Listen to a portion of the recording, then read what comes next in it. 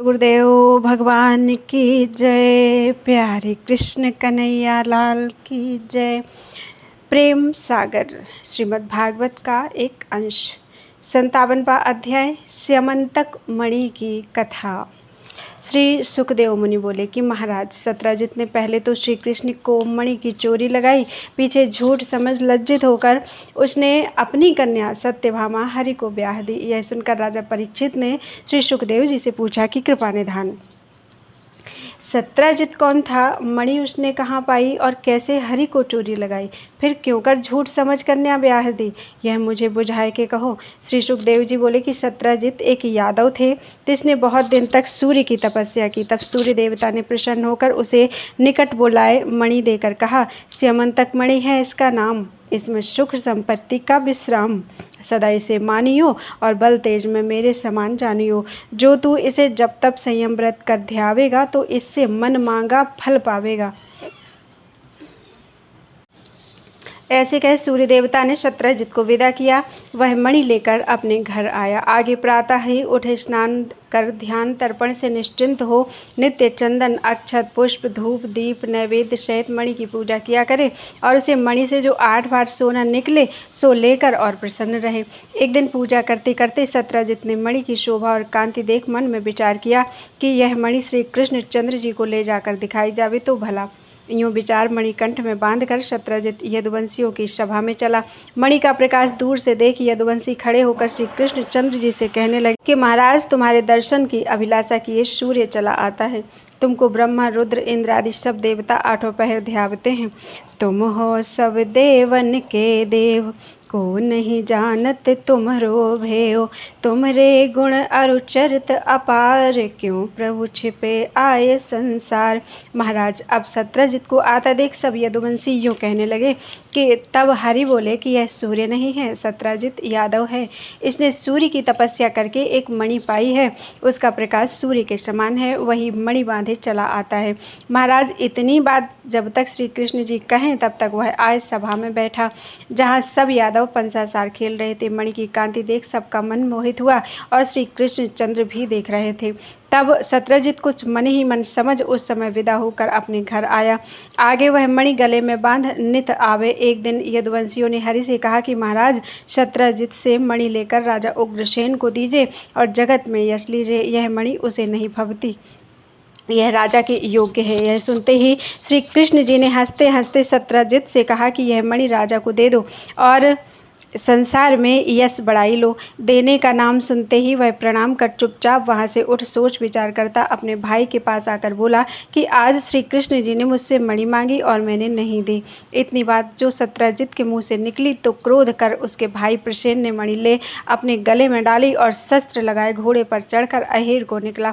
महावन में जाए धनुष चढ़ाए, लगा सावर चित्तल पाढ़े और मृग मारने। इतने में एक हिरन जो उसके आगे झपटा तो इसने भी खिजला के उसके पीछे घोड़ा दिया और चला चला अकेला वहां जा पहुंचा जहां युग युगन की एक बड़ी अंध गुफा थी। मृग और घोड़ा के पांवों की आहट पाए उसमें से एक सिंह निकला। वह तीनों को मारकर मणि लेकर गुफा में बढ़ गया। मणि के जाते ही उस महा अंधेरी गुफा में ऐसा प्रकाश हुआ कि पाताल तक चांदनी हो गई। वहां जामवंत नाम का रीछ जो श्री रामचंद्र के साथ रामावतार में था तो त्रेता युग से तहाँ कुटुंब समेत रहता था। वह गुफा में उजाला देख उठ धाया और चला चला सिंह के पास आया। फिर वह सिंह को मारकर मणि लेकर अपनी स्त्री के निकट गया। उसने मणि लेकर अपनी पुत्री के पालने में बांधी। वह उससे नित हंस हंस के खेला करे। श्री सुखदेव जी बोले कि महाराज, इस प्रकार मणि खो गई और प्रसेन की यह गति भई। तब प्रसेन के साथ जो लोग गए थे वे आकर सत्राजित से कहने लगे कि महाराज, हमें त्याग अकेलो धायो, जहाँ गयो तहाँ खोज न पायो।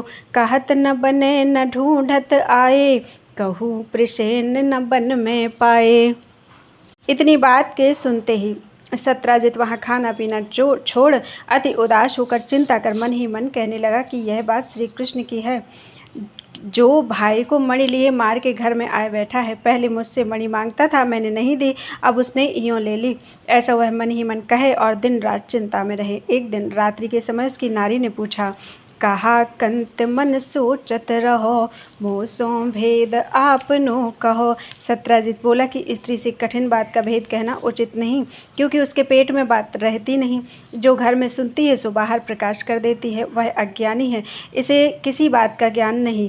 भला हो कि बुरी हो, भली हो कि बुरी। इतनी बात के सुनते ही सत्यजित की स्त्री खिजलाकर बोली कि कब कोई बात घर में सुन बाहर कही है? जो तुम कहते हो सब नारी क्या एक समान है?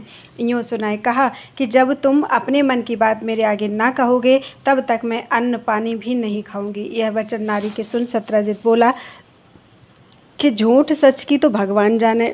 मेरे मन में एक बात आई है सो तेरे आगे कहता हूँ, परंतु किसी के सो कहियो मत। उसकी स्त्री बोली अच्छा मैं नहीं कहूँगी। तब सत्यजित कहने लगा कि एक दिन श्री कृष्ण जी ने मुझसे मणि मांगी और मैंने नहीं दी। इससे मेरे जी में आता है कि उसी ने मेरे भाई को वन में जाए मारा और मणि ली। यह उसका काम है, दूसरे की सामर्थ्य नहीं जो ऐसा काम करे। इस बात के सुनते ही उसकी पत्नी को रात भर नींद नहीं आई। भोर होते ही उसने सब सखी सहेली और दासियों से कहा कि श्री कृष्ण जी ने प्रसेन को मारा और मणि ली।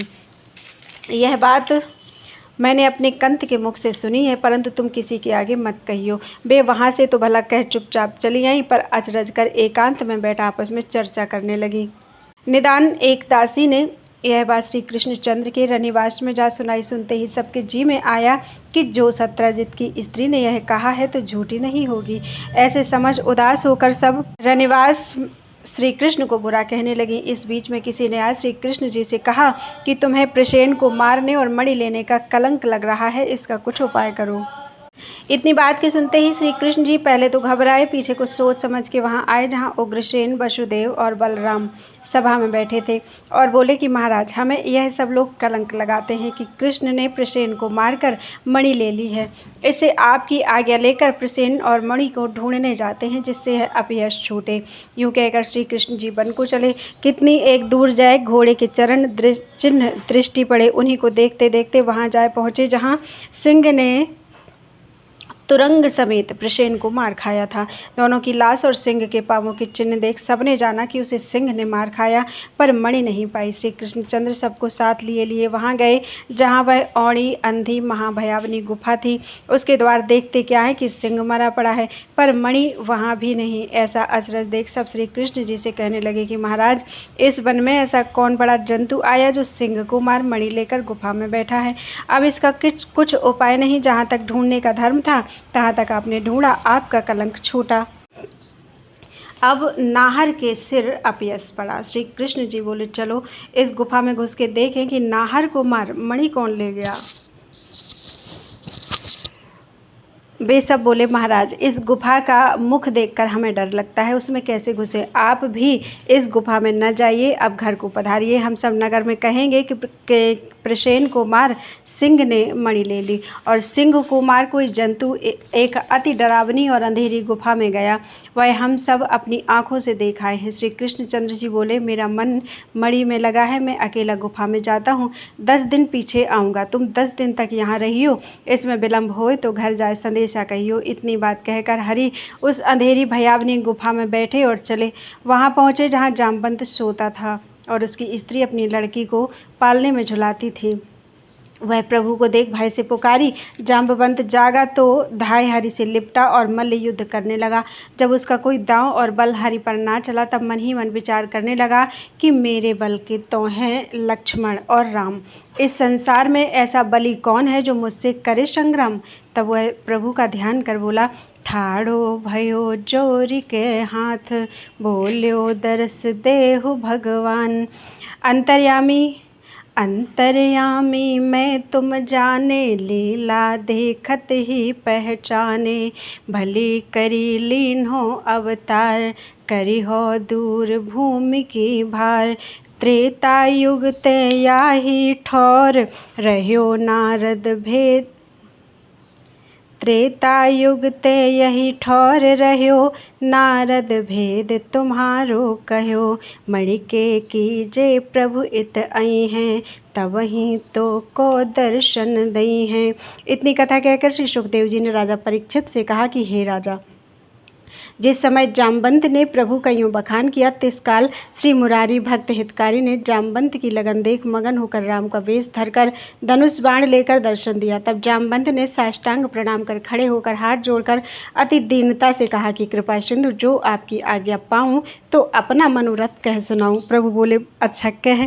तब जामवंत ने कहा कि पतित पावन दीनानाथ, मेरे चित्त में ये है कि यह कन्या जाम्बवती आपको ब्याह दूं और जगत में यश बढ़ाई लूं। यह कहकर जामवंत ने वेद की विधि से अपनी बेटी ब्याह दी और उसके यौतुक में अर्थात दहेज में यह मणि भी धर दी। इतनी कथा सुनाए श्री सुखदेव मुनि बोले कि हे महाराज, श्री कृष्णचंद्र आनंद कंद तो मणि समेत जाम्बवती को लेकर यूं गुफा से चले, और जो यादव गुफा के मुंह पर खड़े थे उन्हें जब 28 दिन बीते और हरि ना आए, तब वे निराश होकर अनेक प्रकार की चिंता करते और रोते पीटते द्वारिका में आए। यह समाचार पाए सब यदुवंशी निपट घबराए और श्री कृष्ण का नाम ले लेकर महाशोक करने लगे और सारे रनिवास में कोहराम मच गया। निदान सब रानियां अति व्याकुल होकर तन छीन मन मलिन राज मंदिर से निकल रोती पीटती वहां आई, जहां नगर के बाहर एक कोस पर देवी का मंदिर था। पूजा कर गौरी को मनाए हाथ जोड़कर सिर नाय कहने लगी, हे देवी, तुझे सुर नर मुनि सब ध्यावते हैं और तुझसे जो वर मांगते हैं सो पाते हैं। तू भूत भविष्य वर्तमान की सब बात जानती है। सच सच कह, श्री कृष्णचंद्र आनंद कंद कब आवेंगे? महाराज, सब रानियां तो देवी के द्वार धरना दे यूं मनाए रहीं। उग्रसेन, बलदेव आदि सब यादव महाचिंता में बैठे थे कि इसी बीच श्री कृष्णचंद्र अविनाशी द्वारिकावासी हंसते हंसते जाम्बवती को लिए आए, राजसभा में खड़े हुए। प्रभु का चंद्रमुख देख सबको आनंद हुआ और यह शुभ समाचार पाए सब रानियां भी देवी पूज घर आईं और मंगलाचार करने लगी। इतनी कथा कहकर श्री सुखदेव जी बोले कि महाराज, श्री कृष्ण जी ने सभा में बैठते ही सत्राजित को बुला भेजा और वह मणि देकर कहा कि यह हमने नहीं ली थी, तुमने झूठ मूठ ही हमको कलंक दिया था। यह मणि जामवंत कपि छीनी, सुता समेत मोहि तिन दीन्ही। मणि लय तबहि चल्यो सिर नाय, सत्राजित मन सोचत जाए। हरि अपराध कियो मैं भारी, अनजाने दीन्ही कुलगारी। यादव पति कलंक लगायो, मणि के काजे बैर बढ़ायो। अब यह दोष कटे सो कीजे, सत्यभामा मणि कृष्ण ही दीजे। महाराज, ऐसे मन ही मन सोच विचार करता मणि लिए मन मारे सत्राजित अपने घर गया। उसने सब अपने जी का विचार स्त्री से कह सुनाया। उसकी स्त्री बोली, स्वामी, यह बात तुमने अच्छी विचारी, सत्यभामा श्री हरि को दीजिए और जगत में यश लीजिए। यह सुनते ही सत्राजित ने एक ब्राह्मण को बुलाए, शुभ लगन मुहूर्त ठहराए, रोरी अक्षत रुपया नारियल एक थाली में धरकर पुरोहित के हाथ श्री हरि जी के यहाँ टीका भेज दिया। श्री हरि बड़े धूमधाम से मोर बांध ब्याहन आए। तब सत्राजित ने अपनी सब रीति भांति करके वेद की विधि से कन्यादान किया और बहुत सा धन देकर दहेज में मणि को भी धर दिया। मणि को देखते ही हरि ने उसे निकाल बाहर किया और कहा, यह मणि हमारे किसी काम की नहीं है, क्योंकि तुमने सूर्य की तपस्या कर पाई। तब सत्राजित मणि ले जाए रहा और श्री हरि सत्यभामा को ले गाजे बाजे से निजधाम आए। सत्यभामा समेत राजमंदिर में जा विराजे। यह सुनकर परीक्षित ने श्री सुखदेव जी से पूछा, श्री हरि को कलंक क्यों लगा, सो कहो। सुखदेव जी बोले, चांद चौथी को देखिए, मोहन भादो मास, ताते लग्यो कलंक यह, अति मन भयो उदास। जो भादों की चौथ को, चांद निहारे कोई, यह प्रसंग श्रवणन सुने, ताहि कलंक न होए। बोलो वृंदावन बिहारी लाल की जय। 58वां अध्याय, सतधनवा का वध। श्री सुखदेव जी बोले कि महाराज, मणि के लिए जैसे सतधनवा सत्राजित को मारकर मणि लेकर अक्रूर को देकर द्वारिका छोड़ भागा, तैसे मैं अब कथा से कहता हूँ, सुनो। एक दिन हस्तिनापुर आए किसी ने बलराम सुखधाम और श्री कृष्णचंद्र आनंद कंद से यह संदेशा कहा कि पांडव न्योते अंधसुत, घर के बीच सुलाए। अर्धरात्रि चहु ओर ते, दीनों आग लगाए। इतनी बात के सुनते ही दोनों भाई अति दुख पाए घबराए। तत्काल दारुक सारथी से अपना रथ मंगवाए, तिस पर चढ़कर हस्तिनापुर को गए और रथ से उतर कौरवों की सभा में जाए खड़े भये। वहाँ देखते क्या है कि सब तनछीन मन मलिन बैठे हैं। दुर्योधन मन ही मन कुछ सोचता है, भीष्म के नयनों में से पानी चलता है, विदुर जी भी पछताते हैं। गांधारी उनके पास आए बैठी और भी जो कौरवों की स्त्रियां थीं सब पांडवों की सुध कर करके रो रही थी और सारी सभा शोकमय हो रही थी। महाराज वहाँ की यह दशा देख श्री कृष्ण बलराम उनके पास जा बैठे और उन्होंने पांडवों का समाचार पूछा, पर किसी ने कुछ भेद न कहा, सब चुप हो रहे।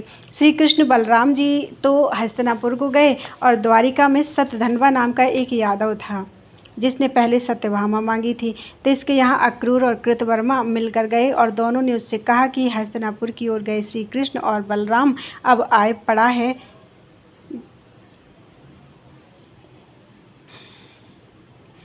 तेरा दाव। सत्यजित ने अपना बैर लेकर, क्योंकि उसने तेरी बड़ी चूक की जो तेरी मांग श्री कृष्ण को दी और तुझे गाली चढ़ाई, अब यहाँ उसका कोई नहीं समाई। इतनी बात के सुनते ही सतधनवा अति क्रोध कर उठा और रात्रि में सत्यजित के घर जाकर ललकारा। निदान ललकार उसे मार कर मणि ले आया। तब सतधनवा अकेला घर में बैठ कुछ सोच विचार कर मन ही मन पछताए, कहने लगा, मैं यह बैर कृष्ण सो कियो, मतो अक्रूर केर मन लियो। कृतवर्मा अक्रूर मिली, मतो दियो मोहि आए। साधु कहे जो कपट की, तासों कहा बसाए। महाराज इधर सतधनवा तो इस भांति पछताए बार बार कहता कि होनहार से कुछ न बसाए, कर्म की गति किसी से जानी न जाए। और इधर सत्यजित को मरा निहार उसकी रानी रो रो कर कंत कंत कह उठी। पुकार उसके रोने की ध्वनि सुन सब कुटुंब के लोग, क्या स्त्री क्या पुरुष, अनेक अनेक भांति की बातें कहकर रोने पीटने लगे और सारे घर में कोहराम मच गया। पिता का मरना सुन सत्यभामा सब कुछ समझाए, बाप की लोथ तेल में डलवाए रथ पर चढ़कर श्री कृष्ण चंद्र आनंद कंद के पास चली और रात दिन के बीच जा पहुंची। देखत ही उठ बोले हरि, घर है कुशल क्षेम सुंदरी। सतभामा कह जोरे हाथ, तुम बिन कुशल कहाँ यदुनाथ। हम ही विपत्ति सतधनवा दई, मेरो पिता हन्यो मणि लई। धरे तेल में ससुर तिहारे, करें सूर सब भूल हमारे। इतनी बात कह सत्यभामा जाकर श्री कृष्ण बलदेव जी सो ही खड़ी हो गई। हाय पिता कह धाड़ मारकर रोने लगी। उसका रोना सुन श्री कृष्ण बलराम आशा भरोसा दे ढाढ़स बंधाए वहां से साथ लेकर द्वारिकापुरी में आए। श्री कृष्ण जी ने सत्यभामा को महादुखी देख प्रतिज्ञा कर कहा कि सुंदरी, तुम अपने मन में धीरज धरो और किसी बात की चिंता मत करो। जो होना था सो हुआ, पर अब मैं सतधनवा को मार तुम्हारे पिता का बैर लूंगा, तब मैं और काम करूंगा। महाराज श्री कृष्ण के आते ही सतधनवा अति भय खाए मन ही मन कहता था कि पराए कहे मैंने श्री कृष्ण से बैर किया, अब शरण किसकी लूँ। कृतवर्मा के पास आया और हाथ जोड़ अति विनती कर बोला कि महाराज, आपके कहे से मैंने किया यह काम, मुझ पर कोपे हैं श्री कृष्ण बलराम, इससे मैं भागकर तुम्हारी शरण आया हूँ, मुझे कहीं रहने को ठौर बताइए।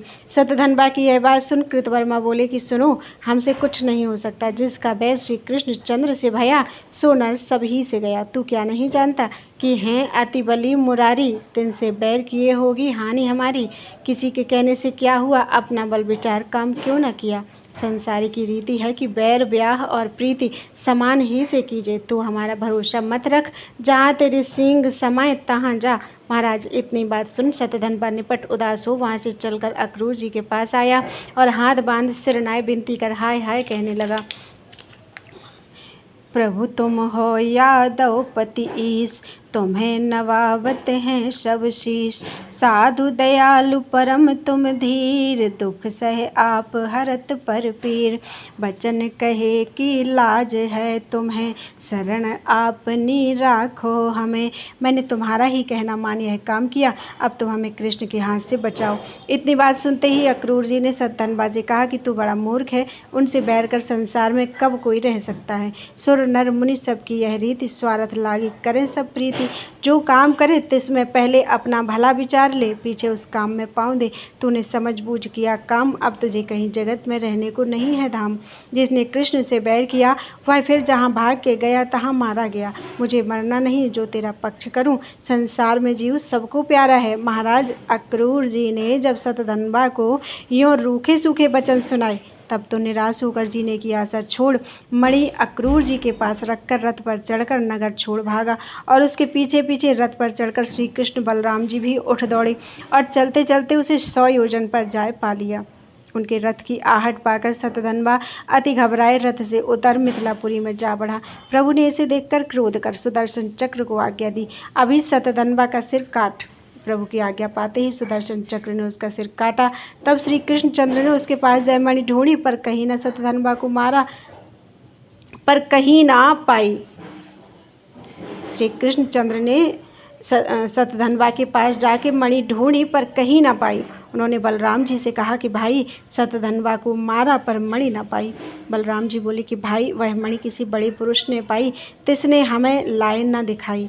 वह मणि किसी के पास छिपने की नहीं, तुम देखियो निदान कहीं ना कहीं प्रगटेगी। इतनी बात कह बलदेव जी से कहा कि भाई अब तुम द्वारिकापुरी को सिधारो और हम मणि खोजने को जाते हैं, जहाँ पावेंगे तहाँ से ले आवेंगे। तब श्री कृष्णचंद्र आनंद कंद तो सतधनवा को मार द्वारिकापुरी को पधारे और बलराम मणि को खोजने को सिधारे। ढूंढते ढूंढते बलदेव जी चले चले हस्तिनापुर का राजा दुर्योधन उठ धाया।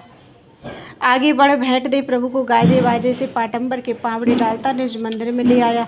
सिंहासन पर बिठाए, अनेक प्रकार से पूजन कर भोजन करवाए, अति विनीत कर सिर नवाए, हाथ जोड़ सन्मुख खड़ा होकर बोला, कृपा सिंधु आपका आना इधर कैसे हुआ, सो कृपा कर कहिए। महाराज बलराम जी ने उसके मन में लगन देख मगन होकर अपने आने का सब भेद कह सुनाया। इतनी बात सुन राजा दुर्योधन बोले कि नाथ वह मणि कहीं किसी के पास न रहेगी, कभी आपसे आप प्रकाश हो रहेगी। यूँ सुनकर हाथ जोड़ कहने लगा, दीनदयाल मेरे बड़े भाग्य जो आपका दर्शन मैंने घर बैठे पाया और जन्म जन्म का पाप गंवाया। अब कृपा कर हमारे मन की अभिलाषा पूरी कीजिए और कुछ दिवस रह शिष्य को गदा युद्ध सिखाए, जगत में यश लीजिए।